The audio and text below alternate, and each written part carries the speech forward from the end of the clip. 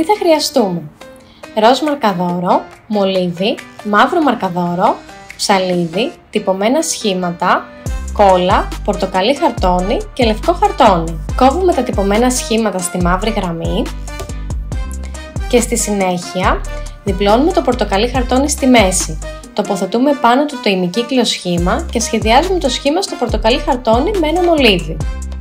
Κόβουμε το χαρτόνι όπως είναι, διπλωμένο στη μέση. Το μεγάλο κύκλο, το αυτάκι και το μικρό κύκλο τα σχεδιάζουμε στο λευκό χαρτόνι.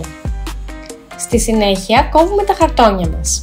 Συμβουλή: στο αυτάκι και στο μικρό κύκλο βάζουμε και δεύτερο χαρτόνι από πίσω για να κόψουμε ταυτόχρονα δύο κομμάτια. Έτσι έχουμε ένα μεγάλο κύκλο, δύο αυτάκια και δύο μικρά κυκλάκια. Και ξεκινάμε τη σύνθεση. Κολλάμε το μεγάλο κύκλο από πίσω.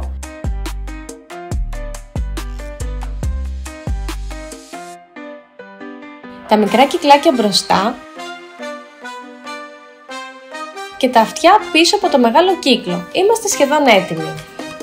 Ήρθε η ώρα της ζωγραφικής. Με το ροζ μαρκαδόρο βάφουμε το εσωτερικό στα αυτιά και τη μύτη.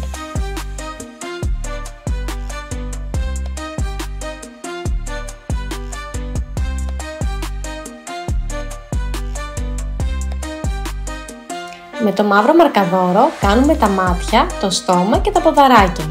Κάνουμε και λίγες μαύρες γραμμές στο πορτοκαλί για να του δώσουμε την αίσθηση του καρότου. Και ο λαγός μας είναι έτοιμος.